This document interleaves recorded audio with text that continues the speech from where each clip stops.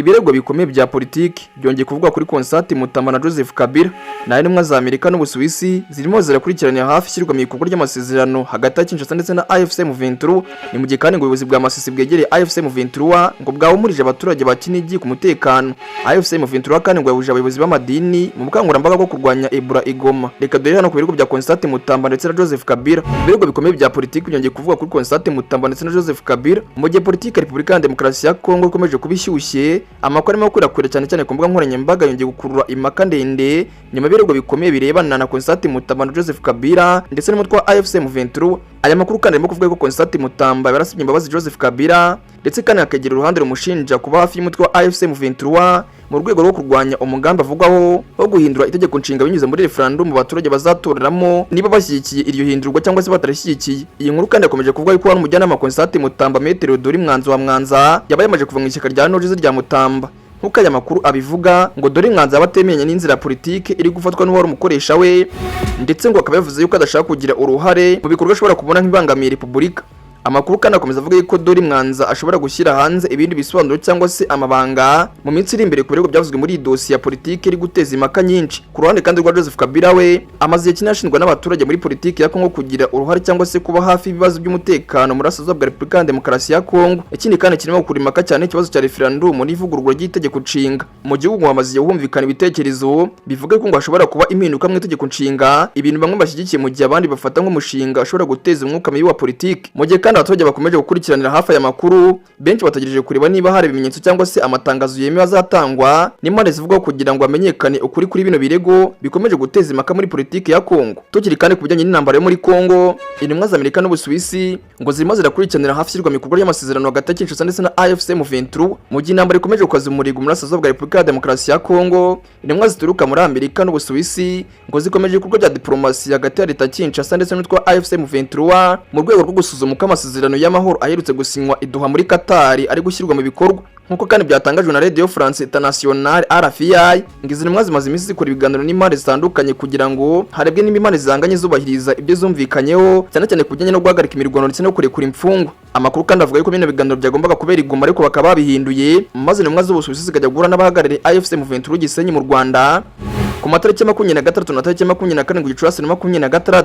Ibi kandi bari mu gihe umutekano ukomeje kuba ikibazo gikomeye cyane mu bice byinshi bya Nord Kivu. Mu byo kandi ibiganiro byibanzeho harimo ikibazo cya Rubaya, agace gafite amabuye y'agaciro menshi cyane kakaba kari muri teritwari ya Masisi. Rubaya kandi ikomeje gufatwa nk'ahantu h'ingenzi cyane haba ku ruhande rwa gisirikare ndetse no kubw'inyungu z'ubukungu, cyane cyane kubera amabuye ya kuruta n'andi mabuye y'agaciro acukurwa. Amakuru kandi akomeza avuga ko Leta Zunze Ubumwe za Amerika zikomeje gukurikirana cyane ibibera muri Rubaya kubera akamaro k'ayo mabuye ku isoko mpuzamahanga ry'ikoranabuhanga. Nubwo kandi ibiganiro bya diplomasi bikomeje, imirwano iracyavuze ubuhuha mu bice bikikije Rubaya, aho ingabo za frdc n'abafatanyije bakomeje kugaba ibitero ku birindo bya AFC M23.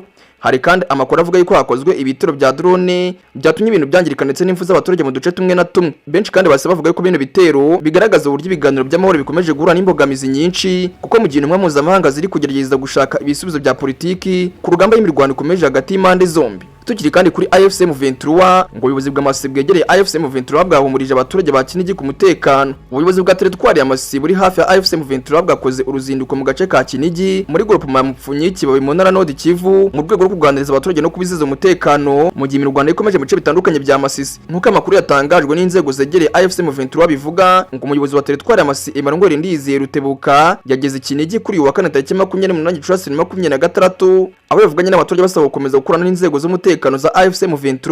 Mu butumwa bwe kandi Emmanuel Ndizeye yavuze ko abaturage badakwiye gukurikira amakuru y'ibihuha n'ibivugwa ku mbuga nkoranyambaga kujyanye n'umutekano wa Kinigi. Yashimangiye kandi ko kano gace kagikomeje kugenzurwa na AFC M23 kandi ko abaturage bakwiye gukomeza ibikorwa byabo bisanzwe nta bwoba. Uyu muyobozi yavuze kandi ko ntangabo za frdc wazarendo cyangwa se FDLR zizashobora kwinjira muri Kinigi, asaba abaturage kugira icyizere ingabo z'imindura amatwara za Kongo arizo AFC M23 yavugagaho. Urwo ruzinduko kandi rwabaye nyuma y'amakuru yari amaze iminsi akwirakwira ku mbuga nkoranyambaga yavugaga yuko wazarendo n'ingabo za frdc baba barafashe Kinigi nyuma y'imirwano yabereye muri aka gace. Icyakora ubuyobozi bwa AFC M23 bwahakanye ayo makuru bavuga yuko ari ibihuha bigamije guteza urujijo mu baturage. Mu minsi ishize imirwano hagati ya frdc wazarendo na AFC M23 yakomeje gukaza umurego mu bice byinshi bya Masisi, cyane cyane hafi ya Rubaya n'uduce tuyikikije. Ibi kandi byatumye amakuru atandukanye ku ifatwa cyangwa se gutakaza duce akomeza kurakura ku mpande zose z'intambara. Benshi kandi bavuga yuko uru ruzinduko rwa Emmanuel Ndizeye rushobora kuba rwari rugamije guturisha abaturage ndetse no kwerekana ko ubuyobozi bwa AFC M23 bugifite ijambo muri Kinigi no mu tundi duce two muri Mupfunyi Kibabi.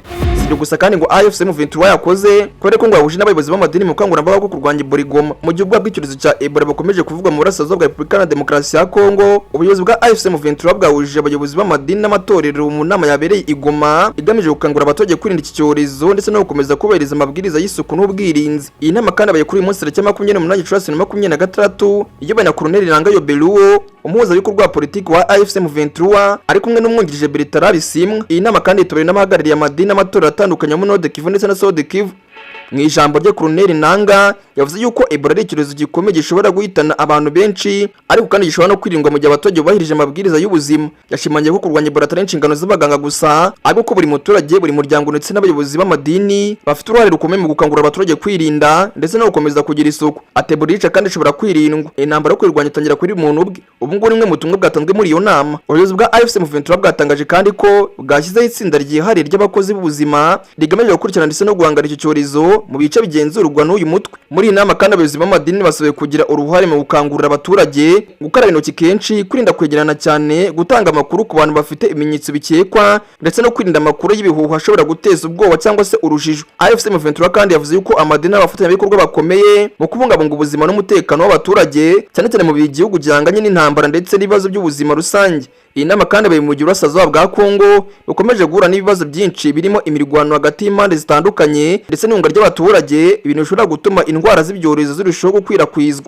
Mu gihe kino kibazo cya Ebola gikomeje gukurikiranwa, abaturage bo muri Nord Kivu na Sud Kivu bakomeje gusaba gukaza ingamba z'isuku kugira ngo hirindwe ikwirakwira ry'icyorezo. Ngaye ngo kwera rumva yuko ibirego bikomeje bya politike byongeye kuvugwa kuri konsate Mutamba na Kabila na n'intumwa za Amerika no mu Busuwisi ziri gukurikirana ishyirwa mu bikorwa ry'amasezerano hagati ya Kinshasa ndetse na AFC M23 mu gihe ubuyobozi bw'amasezerano bwegereye AFC M23 bwahurije abaturage muri Kinigi ku mutekano. Kandi AFC M23 igahuza abayobozi b'amadini mu bukangurambaga bwo kurwanya Ebola Goma. Ngaye ngo rero niyo makuru y'umunsi twari tubafitiye. Bagura ni Karagace mu Nyacyari mu Nyabari Obed nangi ni Obitime News mwumvaga yavugiraga muri Kongo.